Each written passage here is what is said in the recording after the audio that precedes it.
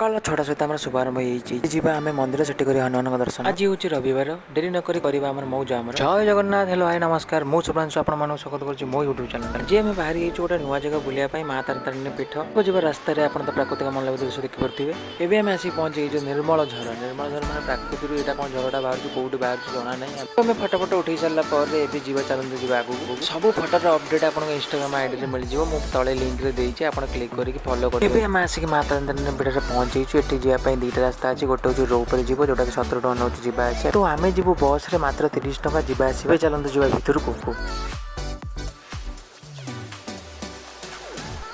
चलते जा माँ को दर्शन करवा।